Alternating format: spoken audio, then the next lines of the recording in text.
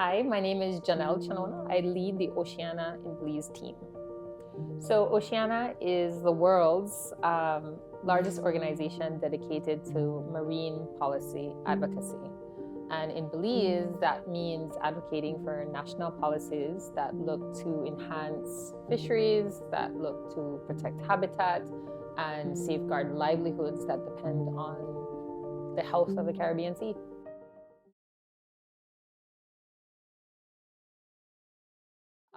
It's many things. It's interacting with stakeholders and community members and scientists and attorneys and field representatives, people who work in the communities, for us engaging to make sure we know what's happening out there and we know what the issues are. And it's a lot of reading, lots of computer time in terms of the latest research and what that's showing, because we are a science-based and legal evidence-based organization. So it's important for us to have the documentation that underscores our policy work, and it's so important for us to feed that into communicating and translating that alongside the stakeholders and the community members, but also taking what they're saying, because they're scientists in their own right, and communicating that up and across to the science and to the legal, so that they meet in the middle. It's all about striking that important balance so that everybody's moving together as opposed to the other way around.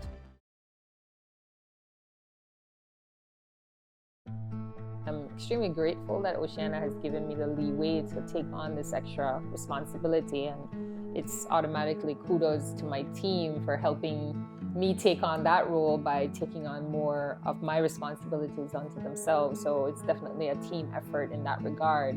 But what it allows me to do personally is expand away or over and beyond marine policy advocacy and advocate for things that I also care deeply about, insofar as talking as a civil society advocate for general things and specific things. So, whether it's advising the government on legislation that is coming through the House and is coming through the legislative system, but also how do I participate as a woman through the Women's Caucus for parliamentarians? How do I participate as a member of the Joint Public Accounts Committee that's looking at government efficiency and making sure that's what it can be?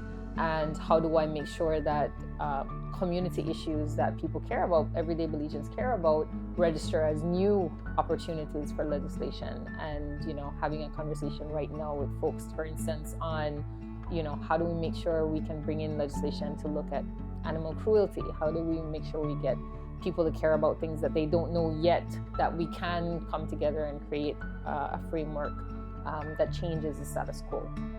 The ocean is fascinating and is what brings me peace. It provides me a livelihood. It's where we relieve stress. It's where we get our food, and it's where we enjoy. For me, it represents the place of origin of all life on Earth. And all that it provides for us. The jobs that it provides, the recreation, but more importantly, the food that it gives us. The beautiful flora and fauna underneath is truly one of God's greatest. So the process, even before we set up an office in Belize, was to come to Belize and talk to Belizeans and say, what's happening? What do you care about? What are you worried about? What are you excited about? What do you see that you have questions about? And that's part of our feasibility work. So that's critical to throughout our organization, of how we get to the types of policies and the champions that we work alongside. And that's really been such a big part of what has attracted me and kept me with this organization, is the approach of not coming in and saying, you shouldn't be doing that, or you need to be doing this. It's talking to the people who depend on it, who love it, who want to pass it on to their children, and saying to them, like, tell me what to do. So all of our campaigns, we came to Belize for fisheries work, and we came to Belize for habitat protection, because that's what, during our feasibility work, a Belizean said, this is where I want you to help us, because we've identified this as a problem, nothing has changed, and here's where Oceana as an advocacy group, which was a novel concept at the time for Belize, can make a difference. And that's been critical for us to maintain, both from a philosophical point of view, that we're committed to that as an organization, but also because it's effective. If you have the community buy-in, if you have the collective response to it, then it's not an uphill battle insofar as getting people to care about it and making the awareness and the socialization happen. So it's really, truly, why we've been able to achieve the things that we've been able to. And it also speaks volumes that I think, as a Belizean, working with Belizeans and advocating about Belizean issues, it really, really underscores that inherently we've been advocates all the time. We've been scientists all the time. We've been, committed stewards all the time. And this is just a platform that allows us to have a stronger voice and to make sure that other voices that need to be heard are heard. So that's been really a point of pride, I think, for the entire team, that we're getting employed by doing what I think we would do over and beyond this job, this role.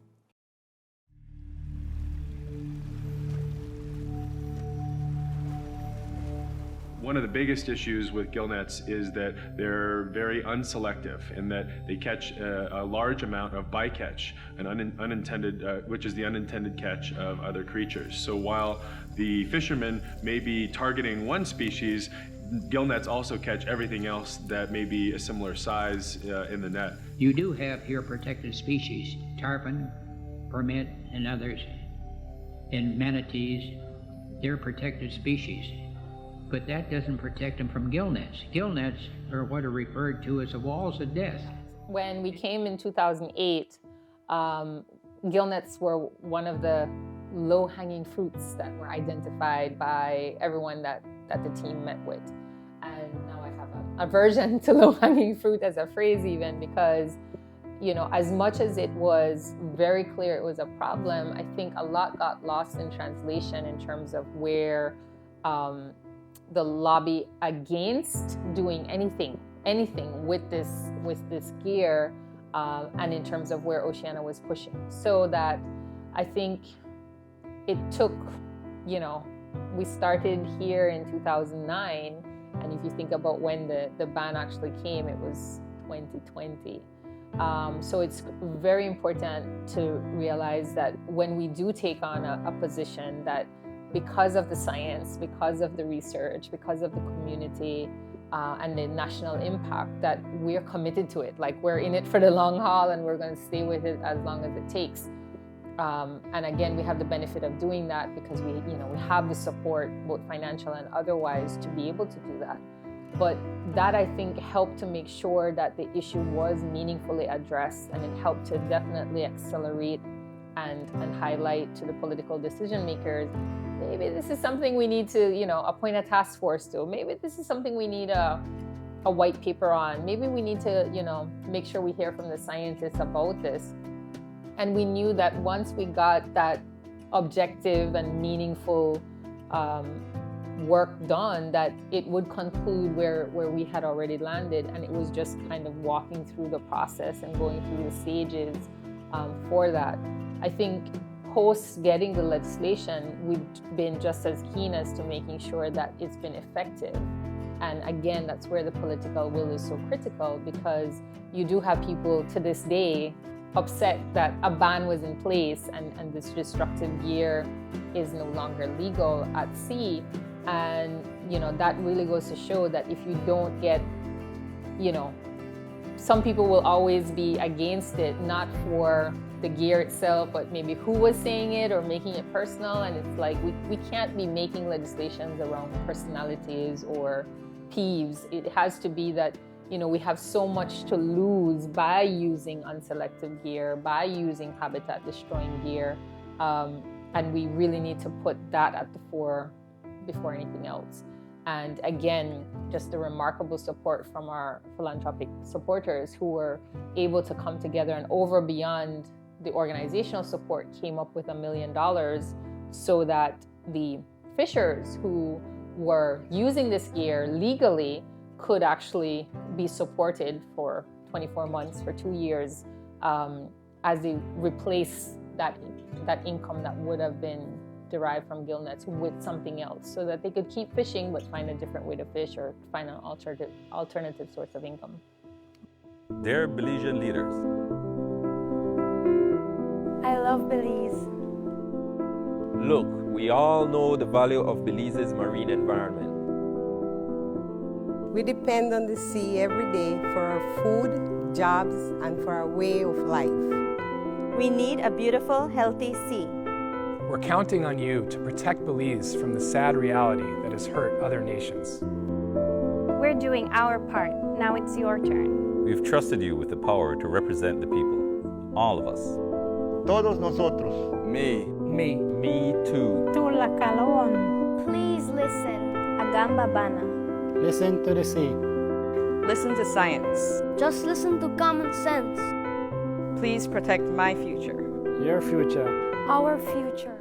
Well, I think the key is really that this concept of interconnectivity, interdependence, because if we don't see ourselves as a part of the ecosystems, then it would be to our detriment. We would only be hurting ourselves. We always talk about nature-based economy, but it's really a challenge for us to really appreciate all of that. 60% of Belizeans live along the coast. They depend every day through tourism, fishing, coastal shoreline protection on the goods and services produced by just 3 ecosystems: the mangroves, the corals, the seagrasses. If we lost that habitat through overdevelopment, through pollution, through all of these things, what would that mean to us physically? So it's not like we are somehow disconnected from all of that. And I think as Belizeans, we highlight this innate stewardship and allow for that to translate and be highlighted and amplified in the decision-making process, so that at the end of the day, we have all played a role in the decision that we are all going to be impacted by. And that's really, I think, our challenge or call to the public of get informed, find out what's happening, make time to find out what's happening. Everybody's busy, everybody got a million things going on. But as Belizeans, we have a duty, a responsibility to find out what decisions are being made so that we can play a role in them. And that's really been the bottom line with offshore oil, with gillnets, with plastic pollution. Find out how you can help.